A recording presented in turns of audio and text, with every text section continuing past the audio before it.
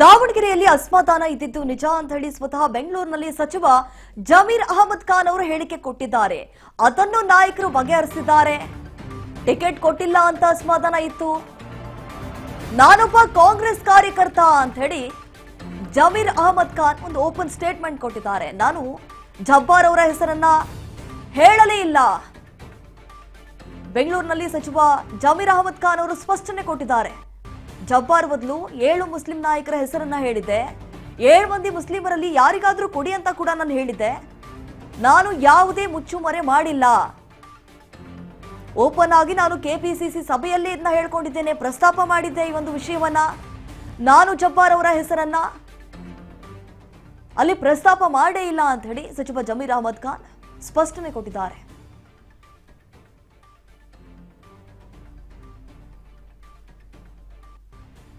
ನೋಡಿ, ಈಗಾಗಲೇ ದಾವಣಗೆರೆ ದಕ್ಷಿಣ by election ಆಯ್ತಲ್ಲ, ಸಂದರ್ಭದಲ್ಲಿ ಕೆಲವೊಂದು ಇಷ್ಟು ಹೆಸರುಗಳಿಗೆ ಕೊಡಬೇಕು ಅಂತ ಹೇಳಿದ್ರು ಜಮೀರ್ ಅಹಮದ್ ಖಾನ್ ಅವರು ಟಿಕೆಟ್ ಅನ್ನ. ಈ ಬಾರಿ ಅಲ್ಪಸಂಖ್ಯಾತ ಸಮುದಾಯದವರಿಗೆ ಟಿಕೆಟ್ ಅನ್ನ ಘೋಷಣೆ ಮಾಡಿ ಅಂತ ಕೂಡ ಹೇಳಿದ್ರು.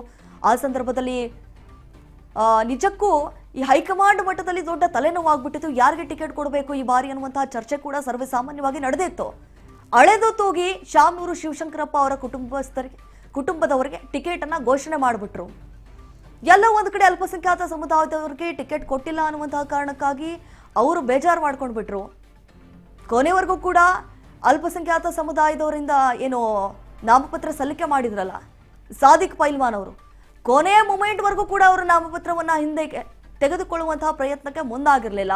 ಎಲ್ಲ ಒಂದು ಕಡೆ ಸಚಿವರಾಗಿರುವಂತಹ ಜಮೀರ್ ಅಹಮದ್ ಖಾನ್ ಆಗಿರ್ಬೋದು, ರಿಜ್ವಾನ್ ಅರ್ಷದ್ ಅವರಾಗಿರ್ಬೋದು, ಅವ್ರು ಹೋಗಿ ಅವರನ್ನ ಸಮಾಧಾನ ಪಡಿಸಿ ದಯವಿಟ್ಟು ಈ ರೀತಿಯಾಗಿ ಮಾಡಬೇಡಿ, ಪಕ್ಷಕ್ಕೆ ತೊಂದರೆ ಆಗುತ್ತೆ, ಅಲ್ಪಸಂಖ್ಯಾತ ಮತಗಳು ಎಲ್ಲವೂ ಕೂಡ ಛಿದ್ರಗೊಳ್ಳುತ್ತೆ ಅನ್ನುವಂತಹ ನಿಟ್ಟಿನಲ್ಲಿ ಮನವೊಲಿಸುವಂತಹ ಪ್ರಯತ್ನ ಮಾಡಿದ್ರು. ಈಗ ಬೆಂಗಳೂರಿನಲ್ಲಿ ಸಚಿವ ಜಮೀರ್ ಅಹಮದ್ ಖಾನ್ ಅವರು ಹೇಳಿಕೆ ಕೊಟ್ಟಿದ್ದಾರೆ.